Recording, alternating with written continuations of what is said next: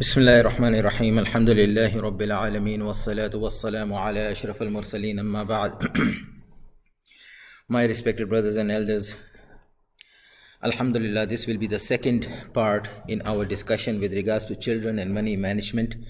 Last week, we expounded more of the theoretical perspective of this entire discussion, how we are supposed to connect with our children, what is our purpose and aim in the tarbiyah of our children, how to address it, and what are the scopes and responsibilities of any parent when we are addressing these issues.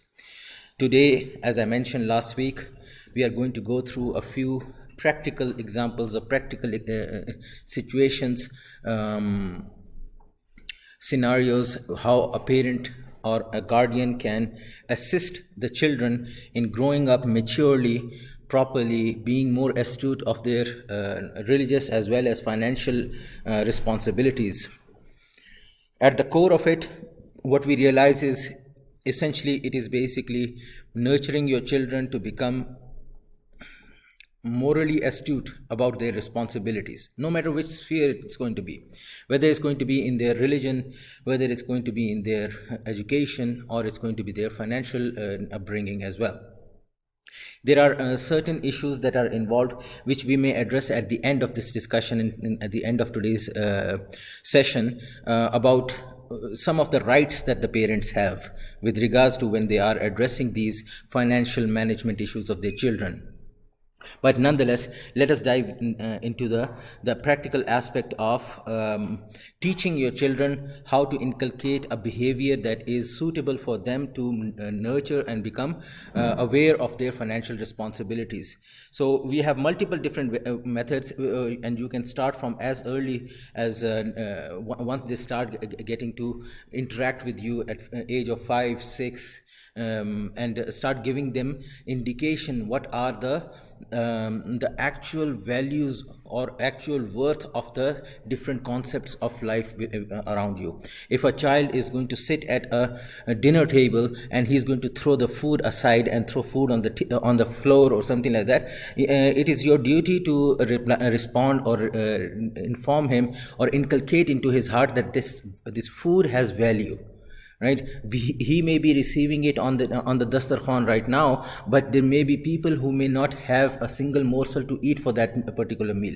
So it's your duty to instill it in such a way that the child becomes aware of it and takes lesson from it. It should not be done in a way of a reprimand or in a way of venting out one's own frustration, because when that is done, the child is going to resent it, right? And he's going to absorb that resentment for the future purposes. Inshallah, he will still learn the lesson later on in life, but the lesson, the journey is going to become longer and longer for him to understand the value and the worth of these items. So a few of the ways that have been mentioned that should be realized. One is an old method of letting them collect some kind of value or worth or money for themselves. Normally they used to use the term piggy bank, and they even would have these small bottles and with something in them, so that you can keep on putting the coins in there, and after a month, 2 months, 3 months, they have something of value in there that they have actually collected. That is a good method, aside from calling it a piggy bank and we wanting to have something associated to the pig in there, but you can actually build upon that, and that is the jar method. What you can do is instead of having that kind of a matka or having that kind of a clay pot or something like that, have a clear jar that displays the value, the money, that the coins that they are collecting, right?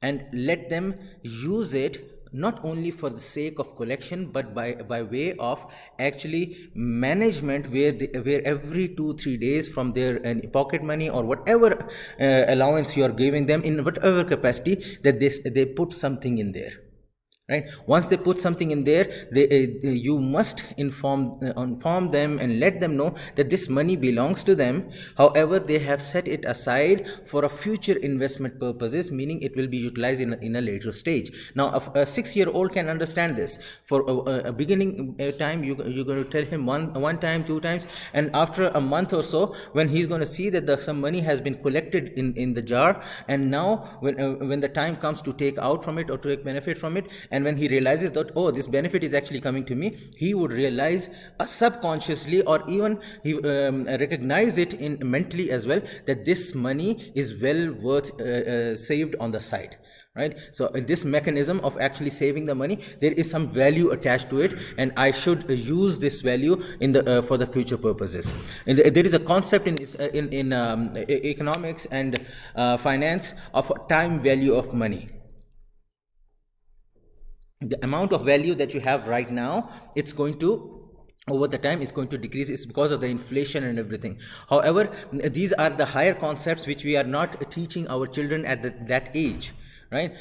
As sooner or later, however, they will have to realize that. Even while we are utilizing this kind of a jar in which to put money in and everything, I may have like $200 collected for the entire year, and the economy goes down. Now the $200 is only worth $50, right? So he will realize that and learn that as well over time too. But we are focusing on him to learn the more basic and fundamental concepts of items having wealth and worth in themselves. Once he knows that, he will realize that every aspect and every item that he has in his home, it has its own value and worth attached to it. When a jar or something like that is sitting on a decoration table, it falls over and it breaks, there is a loss attributed to it. Something has been lost in there. So he will realize those things when you are going to put in. The clear jar method actually says keep the jar clean so he can see what money is being collected in. So it's always a visual motivation and incentive for him to actually carrying it out. Not only that, you go along with that, he will realize on every day after day when he's putting some money in there, that something is getting accumulated in there. You would realize that the psychologists have actually done studies with regards to these issues, where even on traffic lights and all these places, even on your computer, when you go into your bank account or something like that, they always have these kind of animations to show you that something, when you put something in there, something is getting accumulated. That is a psychological way of telling your brain that there is a satiation, there is you feel that the thirst has been quenched, that something has been preserved for you. This method will also provide you as well as the child to actively work towards an objective. Perhaps the child has been asking for a particular bike, and now the summer is about to come, and I want to ride the bike in the street and everything, and you give him an incentive for entire year beforehand, that you start saving the money for it. You come up to $25 throughout the year or something like that in your savings and everything, and I will match the price of the bike with you, and I will buy a certain portion. So this will create an incentive for him to actually leave all his cash gains, that buying a candy and getting satiated right away, spending money on this or that. No, he will say like, no, I need to get that bike, so I'm going to put some money. And you'll find that some kids are competitive, and they'll start putting more money than what was agreed upon, just so that they can reach the objective as fast as possible. This brings in to the next level, next method that you can utilize in your life. So when we are addressing that the child is going to be learning from accumulation of wealth and everything, you want to inculcate and nurture him to bring him into your life as a decision maker as well. You will be surprised how much a child can actually make proper decision making out of fitrah, which your fitrah may have been tainted otherwise.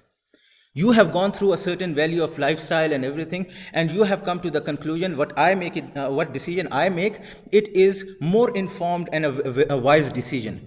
Whereas sometimes you will realize that your children are going to make you think twice, because they will be color blind to these kind of concepts, right? They have not been tainted yet.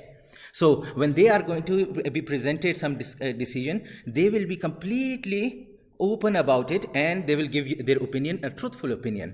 So that brings in, share them in your decision making. Obviously nobody is saying like when you're buying a house, then you start consulting your child, because he has no clue about what the market field is. But there are smaller decisions where you can actually include the child in, where we tend to make the decision for them, and they tend to start feeling that they have no say, or rather they have no value in themselves to even voice out their opinion about a decision. Same decision making, you wanted to buy a bike for your child. Should it be pink or should it be blue? Right? If your boy wants to have a pink bike, then what's the problem? Right? Oh no, my boy cannot lose his masculinity to that. Okay, so these kind of issues, you don't make a choice in them. Let the child decide, because they have no consequence on the persona of an individual. Yes, the peer pressure is going to come about. Oh, my buddies have red ones, right? Or my buddies have black ones. I want to get a black one too, so I can ride it like a couple of good buddies riding together. So ask them, get their input in. What would you like to buy? Which color would you like to buy? What style are you going to choose? I mean, obviously, you are covering a small portion of the bike yourself as well. Once you start giving these, you give them not only the power of decision making within their choice, you also start giving the power of responsibility of it as well. If a child is going to go ahead and buy a bike which is, let's say, yellow in color, and now later on her friends or his friends, they don't like it, right? It's not good enough for their clique. He or she is going to start making a decision on that, or he's going to think about it. Oh, what decision I made? What are the consequences of that decision? Next time when I make such a decision, I'm going to keep this in mind. So you are basically over the time nurturing the child to make the proper decision making.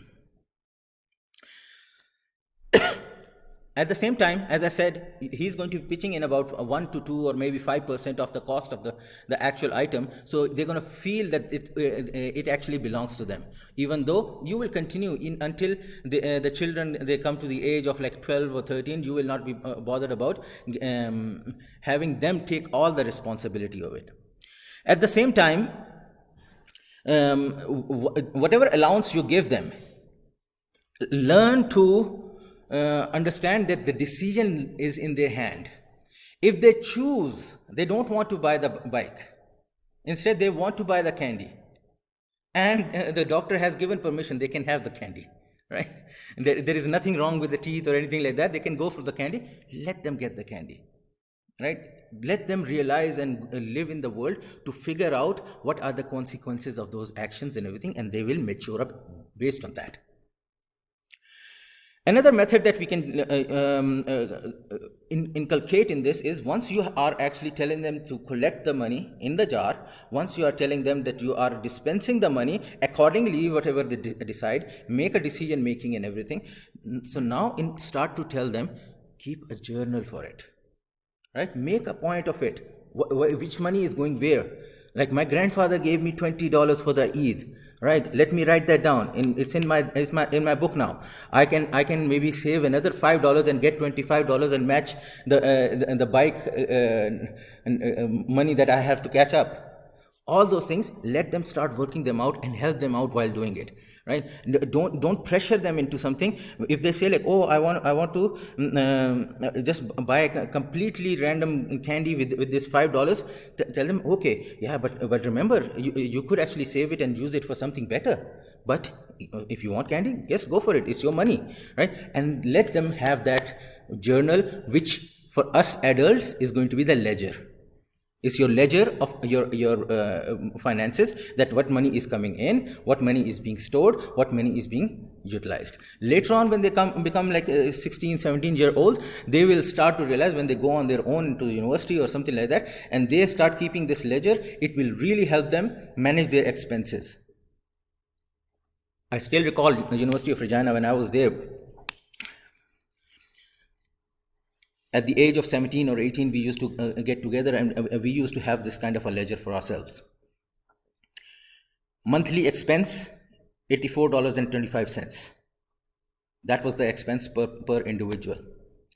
Right, when you have group of friends living in a apartment style, sharing the apartment and everything, and you start to collect everything, okay, over the month, the total expense is coming like $500, $600 or whatever, divide by four individuals or 5 individuals, you start calculating. I still remember the figure that we had in my first year was $84.25 that for living expenses and everything that we had to cover up, and that kept on rising over the years. But keeping that ledger and keeping that accounting for yourself, even though we don't call it accounting, even though we don't call it the way like a cash inflow and outflow and everything, it helps you manage your lifestyle, in your education, your expenses, and you have now a skill set that you can utilize in actual life.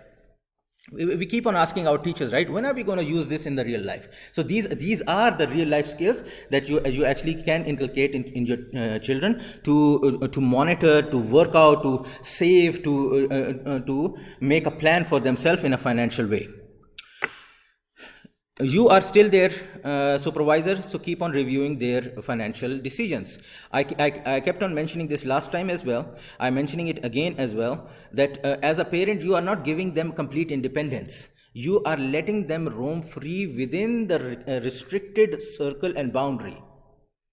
Right, so let them make the bad choices, let them make the good choices within the limits. So when you realize, oh, some choice is about to go really bad, then you can step in and intervene.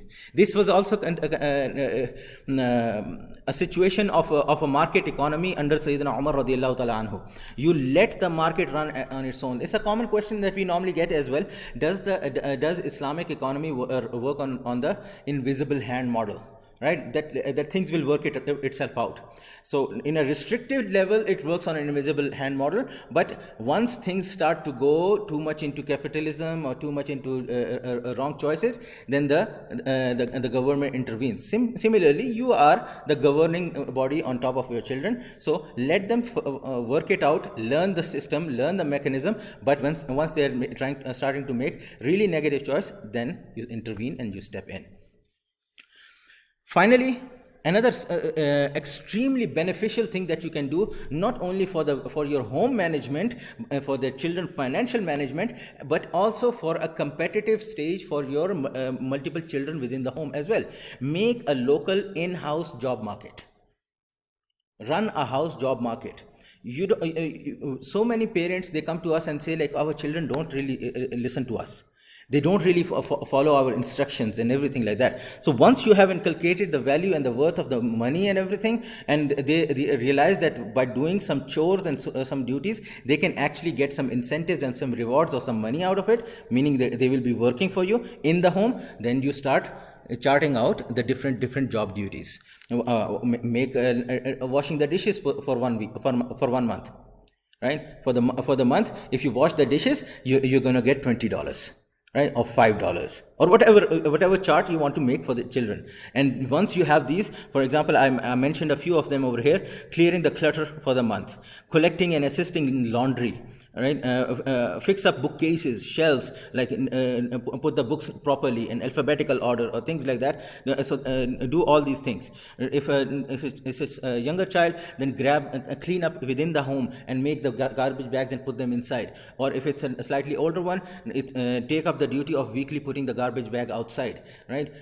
Depending on how good they do and everything, give them the rewards and incentives. And you can now also do what you can do is make a chart of it. Who is going to take over this duty so they can earn this much money, right? And that way the child is going to start working around, okay, if I need to get paid, I need to start doing work at home, I need to start doing these things on the side, right? This has nothing to do with their education and everything like that. This is making them street smart, making them realize that in their life they will always have to do chores, side chores, small things and big things, in order to cover up their expenses and everything like that. These all activities can become a means of an incentive in between your children, and your work for your home is going to be done. Go to Muslim homes. Honestly, I'm telling you, go to Muslim homes. Most of the homes you will find, they're very ill organized.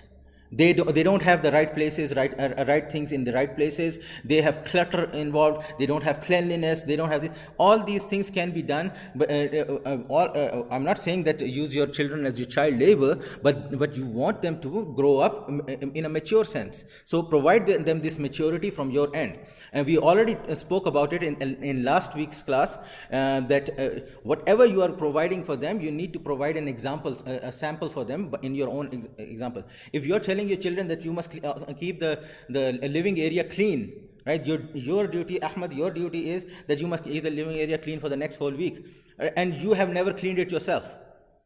You have never shown that you care about the cleanliness in there, so he's not going to be too bothered about it. So that really definitely helps from your angle as well. These are some practical methods you can apply, and there are many more.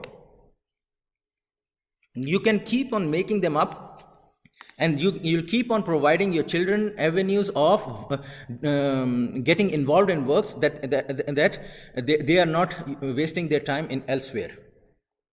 Along with this, you also want to inculcate within them some skill sets. As I said, skills are extremely important. We are in that time and era that we are realizing that degrees are not be all and end all.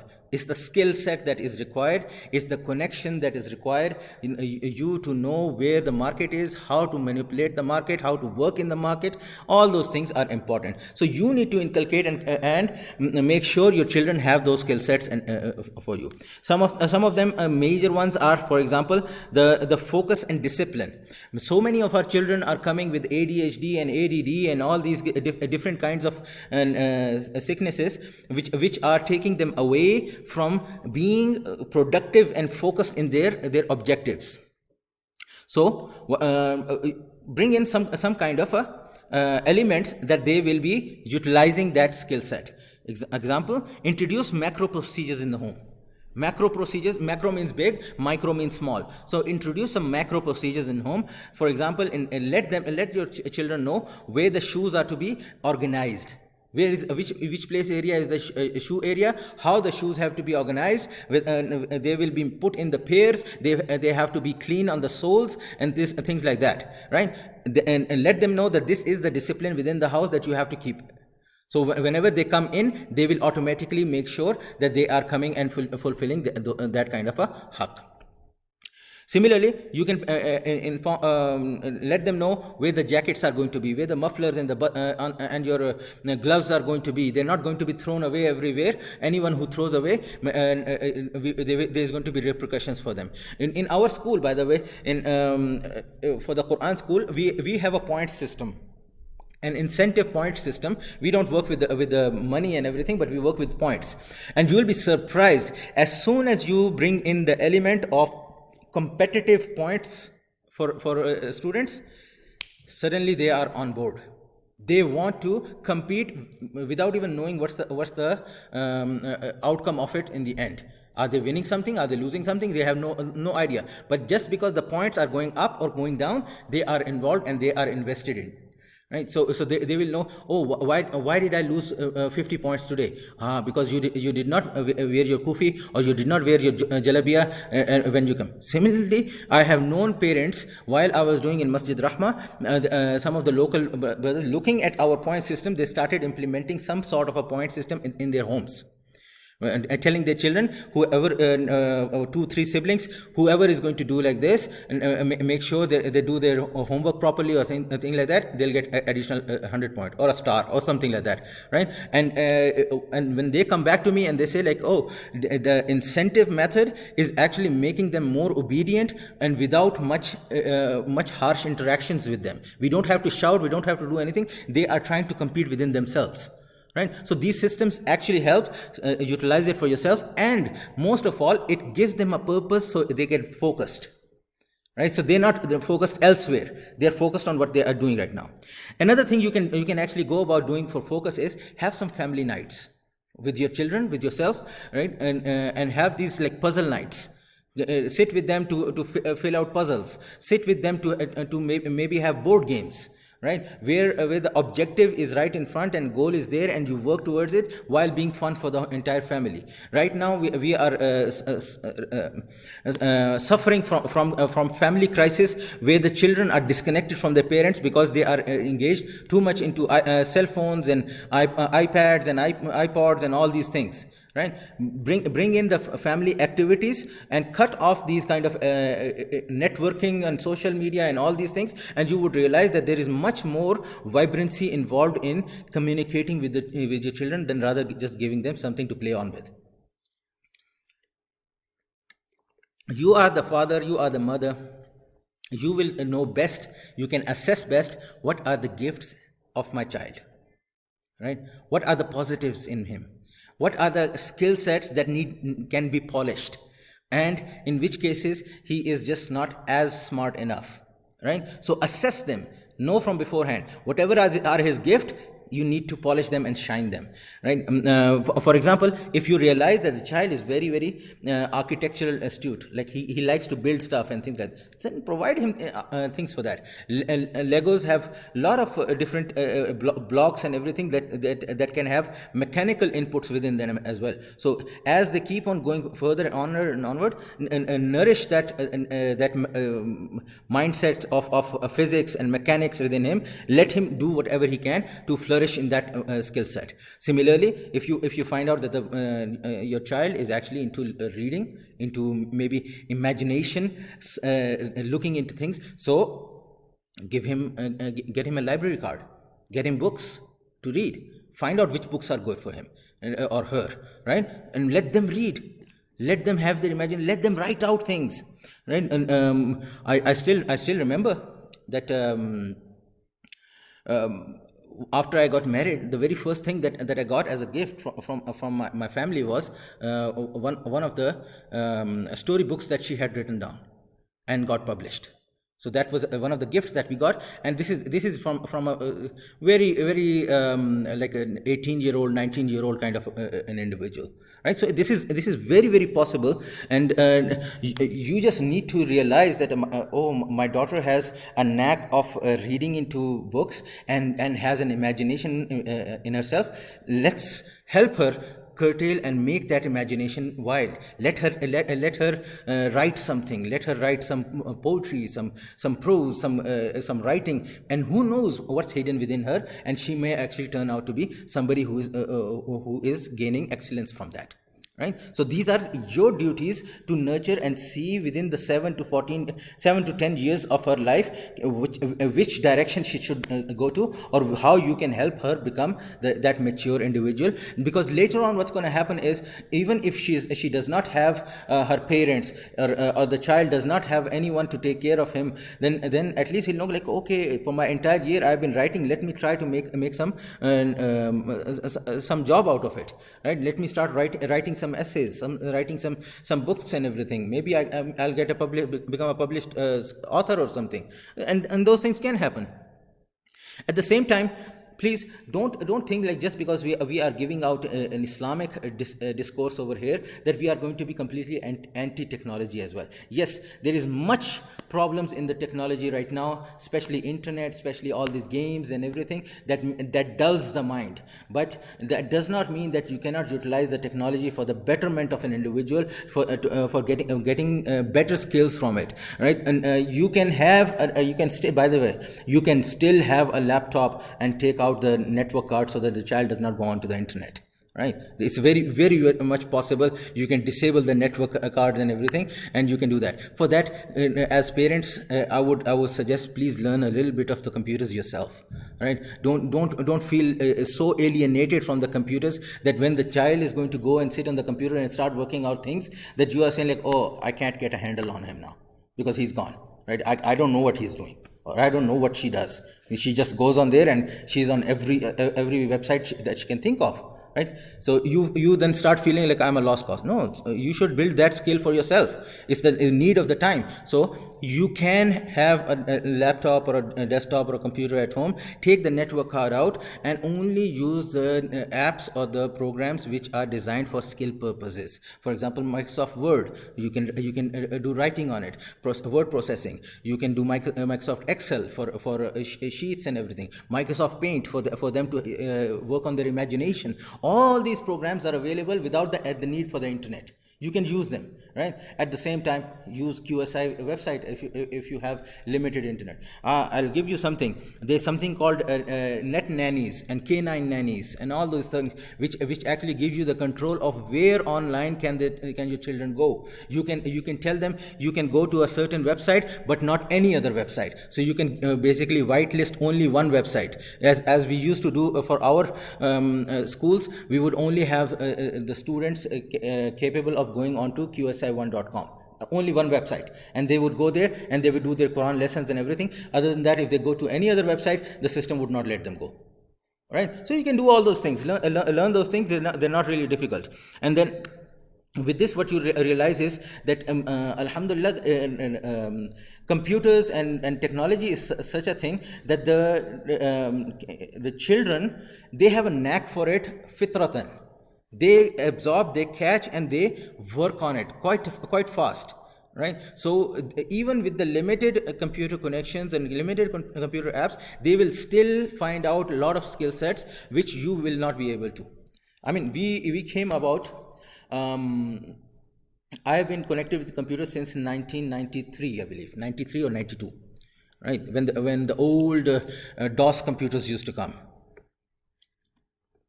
We didn't have internet or anything, but we still utilized it. By the age of I believe in 1996 was the first year that I made the accounting portfolios and everything for my father through an old computer system, right?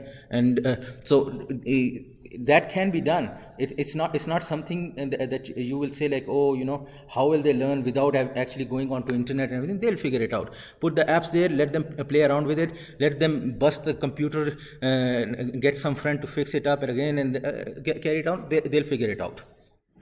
At the same time, don't let them stagnate. Make them own some research skills. Research skills are very, very poor in our communities, in our people. And when we tell them like, oh, this particular item, it's not suitable for consumption. It is haram or it is doubtful. And then the first thing they say is like, oh, I was surprised. I was once sitting with some other brothers. I tend to call them uncles, but not, they're actually brothers who are sitting with me. And they say like, oh, a new research has come out. And I say like, what research has come out? Because when we talk about research coming out, it's probably coming from Pew Research or one of some journals printing out, publishing some research. And for them, what comes after that is a new research, meaning a new Google search has come out.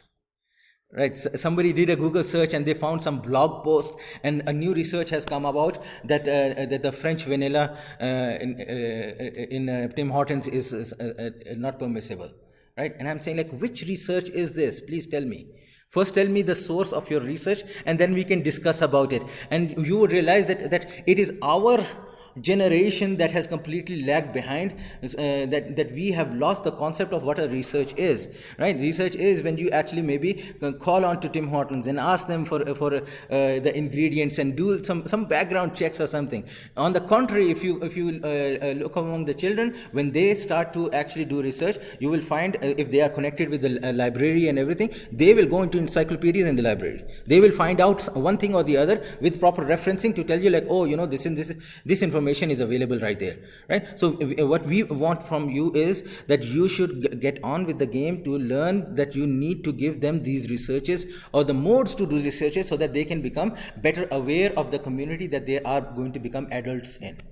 Tomorrow they are going to be 17, 18, 20 years old, and they will go into the environment where they will not have any skills to make proper researches, because the only thing they have heard from their family is only hearsay.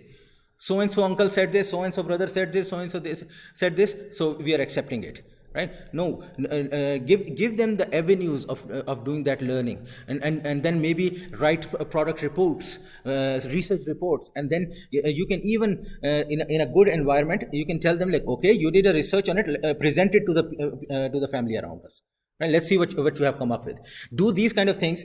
Believe me, these are such activities that you can employ within your homes, that you are going to feel that you are not a parent, you are a teacher. And that's the purpose of it. The children are not sitting there so that they can become your toys or something, or your amusement or your entertainment. They are not there sitting for that. Your objective is not that. The objective for the children is not for them to become our toys. They are unmolded clay that you are going to mold into Muslim humans. So sometime look at the person who actually molds a vase out of clay. He has to spend extensive time, energy and skill in doing so. You have to do the same with your children. You have nearly a decade to do this work, right? So you need to put in that effort. They are not given to us for our enjoyment. Rather, they are given in our case as a responsibility. It is your responsibility towards Allah subhanahu wa ta'ala, and then towards those children, to make sure they are ready to face the environment when the time comes. And many of the skill sets I have not even mentioned in our discussions when we were doing for Ilm Hub. There were a lot of discussion about what kind of workshops we are going to be providing. So believe me, I had put in the ideas of workshops for simplest of things that we think we know. Checking the oil in the van, in your car, in your automobile, right? Yeah, some uncles will say, like, oh yeah, it's not a problem, just take the dipstick out and check it and everything and all, right? But you wouldn't realize that the majority of the men do not know how to do it. Majority of the women do not know how to do it, right? And when they buy their first vehicle, it's an old vehicle, because they cannot afford a completely new one. They have to keep on engine mechanic management, engine management and everything, and these skill sets are not there. So, we ask them, okay, why don't you go and sign up for in the bank for your account, so that you can start making your credit history. Then they say, like, how can I do that? What can I do? I don't know what to do. And that's always because there has been no orientation to them. There's no education along those lines. Our children are growing up, whether it's men or women, they have to go stay in the dorms sometime for the university purposes, and they don't know how to make tea. They don't know how to boil rice, right? So every time it's like a call back to home. Oh, how do I do this? How do I do that? Oh, it's too difficult. Let me just order out. And that's a financial destruction, right? So these are the kind of workshops we were thinking, like we'll get some family ladies who would instruct some home economics classes for teaching our younger generation how to become ready for the life that is coming up ahead. And schools are not teaching it anymore. I remember home economics and those things were part and parcel of the curriculums, but now they are not. So we need to provide that kind of facility within our homes, lest our children face that and they fail when the time comes. This is going to be your struggle with your children, but at the same time it's their journey and their life. Right, so your struggle is going to mold how their life is going to go about. Either we are going to work together, or we are going to get stranded behind. We are going to get disconnected from our children, and they will end up resenting their guardians and their parents, that their parents did not give them enough head start or preparation for the world that they were coming into. May Allah give us tawfiq and understanding that we apply it properly. If there is any question, I can take the question. Otherwise, inshallah, we'll stop. Alhamdulillah. May Allah give us tawfiq, may Allah give us understanding, and may Allah instill barakah and instill the choicest understanding of deen and its motivation within ourselves and our families. Subhanallah wa bihamdi, subhanakallahumma wa bihamdik, wa nashhadu an la ilaha illa anta, astaghfiruka wa atubu ilayk.